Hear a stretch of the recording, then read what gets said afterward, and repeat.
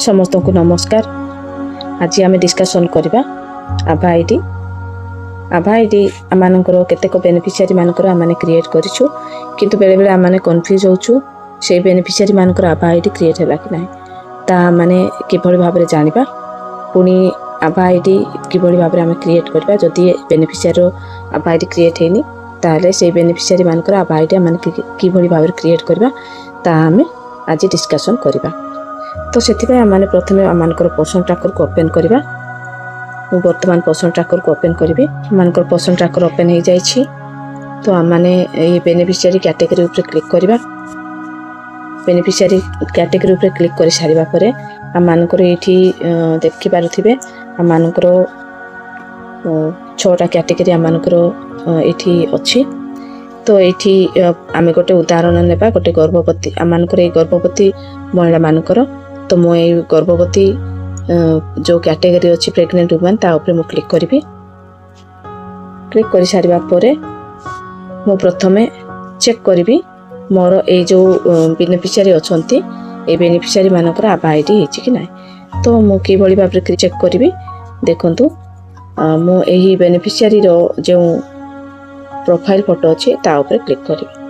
Profile photo पर click कर सारा पर आम आमकर ये बेनिफिशियरी समस्त डाटा आम देखिपारछु। ये देखु आमकर डाटा सब ये अच्छी। तो आम जो पूरा तल को स्क्रॉल करवा तो ये आम देखिपारछु। देखु ये आम देखिपारछु आपण मैंने देखिपारुथिबे यही कैटेगरीटा बा यही सेक्शनटा ये आमकर care profile is not linked with आभा। पुणी आमकर ये अच्छी देखु यहाँ हूँ आमकर आभा आईडीटा अर्थात आमने यही बेनिफिशियरी आभा आईडीटा क्रिएट कर सारी हूँ से बेनिफिशियरी आभा आईडी। तो आम ए जापारू जे यही बेनिफिशियरी आभा आईडीटा आमकर क्रिएट है। तो आम आउ गोटे बेनिफिशियरी को आम देखा आम आभा आईडी क्रिएट कर कि ना। तो मु ये बेनिफिशियरी को मु चेक करी। तो ये बेनिफिशियरी प्रोफाइल फोटो पर क्लिक करी तापर मु स्क्रॉल करी। जिते स्क्रॉल करछि तो ये आम देखिपारुछु आभा नॉट फाउंड। आम जो प्रीवियसली जो बेनिफिशियरी आम चेक करूँ तो ये आम आभा आईडी आम देखिपारूँ किंतु यही बेनिफिशियरी आमने ये आम देखा पाऊँ आभा नॉट फाउंड। तो आम कौन करवा ये क्रिएट रिट्राइव।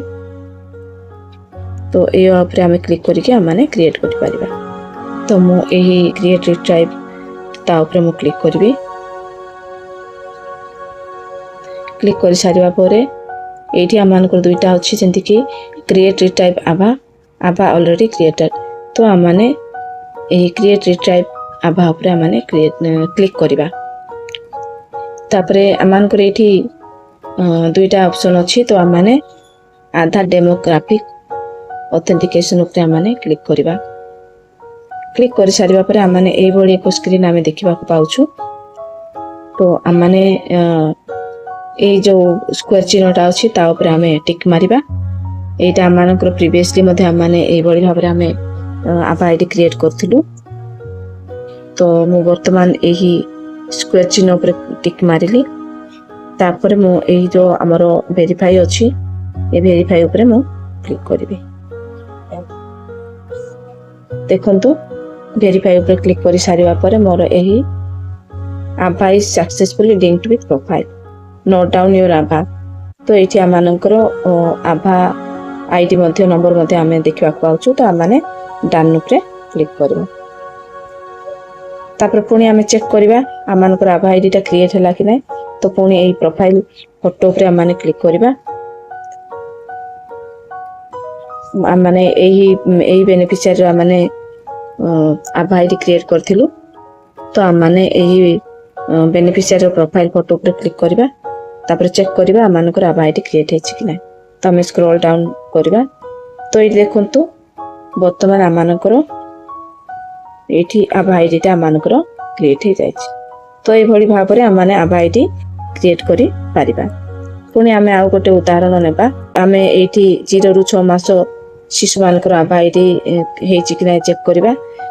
ତ ମୁଁ ଏଇ ଶିଶୁର ପ୍ରୋଫାଇଲ ଫଟୋ ଉପରେ ମୁଁ କ୍ଲିକ୍ କଲି। ପୁଣି ଯେତେବେଳେ ସ୍କ୍ରୋଲ କଲି ତ ଏଇଟା ଦେଖିବାକୁ ପାଉଛି ମୁଁ, ଏଇ ଦେଖନ୍ତୁ ଆଭା ନଟ୍ ଫାଉଣ୍ଡ। ତ ଆମେ ଆଭା ଆଇଡି କ୍ରିଏଟ୍ କରିବା। ଦେଖନ୍ତୁ ଏଇଠି ଯେଉଁ କ୍ରିଏଟ୍ ରିଟ୍ରାଇଭ୍ ଆଭା ଅଛି ତା ଉପରେ କ୍ଲିକ୍ କରିବା। ଏଇଠି ଆମମାନଙ୍କର ଦେଖନ୍ତୁ ବାଲ ଆଭା ୟୁଜିଂ ପ୍ୟାରେଣ୍ଟସ୍ ଆଧାର। ଏଇଠି ଆମେ ପ୍ୟାରେଣ୍ଟସ୍ର ଆଧାର ଦ୍ୱାରା ଆମେ ବାଲ ଆଭା କ୍ରିଏଟ୍ କରିବା। ତ ୟା ଉପରେ ଆମେ କ୍ଲିକ୍ କରିବା କଣ୍ଟିନ୍ୟୁ ଉପରେ। ତାପରେ ଏଇଠି ଆମମାନଙ୍କର ଯେଉଁ ମେସେଜ ଆସିଛି ଦେଖନ୍ତୁ, alert are you sure you want to create retrieve ଆଭା ୟୁଜିଂ ପ୍ୟାରେଣ୍ଟସ୍ ଆଧାର ନମ୍ବର। ଆମେ ପ୍ରୋସିଡ୍ ଉପରେ କ୍ଲିକ୍ କରିବା। ତାପରେ ଏଇଠି ଆମେ ଦେଖିପାରୁଛୁ କ୍ରିଏଟ୍ ରିଟ୍ରାଇଭ୍ ବାଲ ଆଭା। ତ ଏଇ ଯେଉଁ ଫାର୍ଷ୍ଟ ଅପସନଟା ଆମେ ତା ଉପରେ କ୍ଲିକ୍ କରିବା। କ୍ଲିକ୍ କରିସାରିବା ପରେ ଆମେ ପୁଣି ଥରେ ଏଇଠି କ୍ଲିକ୍ କରିବା। ତାପରେ ଆମମାନଙ୍କର ଯେଉଁ ଏଇ ସ୍କୋୟାର ଚିହ୍ନଟା ଅଛି ୟା ଉପରେ ଆମେ ଟିକ୍ କରିବା। ମୁଁ ଏଇଠି ଟିକ୍ କଲି। ତାପରେ ଆମେ ଭେରିଫାଇ ଉପରେ କ୍ଲିକ୍ କରିବା। ଦେଖନ୍ତୁ ଏଇଠି ଆମେ ଦେଖିପାରୁଛୁ ଆମମାନଙ୍କର ଆଭା ID successfully linked with profile. ଆମମାନଙ୍କର ଆଭା ଆଇଡିଟା କ୍ରିଏଟ୍ ହେଇଯାଇଛି। ତ ଆମେ ଡନ୍ ଉପରେ କ୍ଲିକ୍ କରିବା। ତାପରେ ଆମେ ଚେକ୍ କରିବା ଏଇ ଶିଶୁର ଆଭା ଆଇଡି କ୍ରିଏଟ୍ ହେଲା କି ନାହିଁ। ତ ମୁଁ ଡନ୍ ଉପରେ କ୍ଲିକ୍ କଲି। ପୁଣି ଥରେ ଏଇ ଶିଶୁର ପ୍ରୋଫାଇଲ୍ ଉପରେ ମୁଁ କ୍ଲିକ୍ କଲି। ଦେଖନ୍ତୁ ଏଇ ଶିଶୁର ବର୍ତ୍ତମାନ ଆମମାନଙ୍କର ଆଭା ଆଇଡିଟା କ୍ରିଏଟ୍ ହେଇଯାଇଛି। এইଭଳି ଭାବରେ ଆପଣମାନେ ଆଭା ଆଇଡି କ୍ରିଏଟ୍ କରିବେ। ମୁଁ ଆଶା କରୁଛି ଆପଣମାନେ କିଭଳି ଭାବରେ ଆଭା ଆଇଡି କ୍ରିଏଟ୍ କରିବେ ତାହା ଜାଣିଯାଇଛନ୍ତି। ଯଦି ଆପଣମାନଙ୍କୁ এই ଭିଡ଼ିଓଟି ଫଳପ୍ରଦ ହୋଇଛି ତାହେଲେ এই ଭିଡ଼ିଓକୁ ନିଜର ସହକର୍ମୀମାନଙ୍କ ସହିତ ସେୟାର କରନ୍ତୁ। ଆଉ ଯଦି ମୋ ଚ୍ୟାନେଲରେ ଆପଣମାନେ ନୂଆ ଅଛନ୍ତି ତାହେଲେ ମୋ ଚ୍ୟାନେଲକୁ ସବସ୍କ୍ରାଇବ୍ କରନ୍ତୁ। ଧନ୍ୟବାଦ।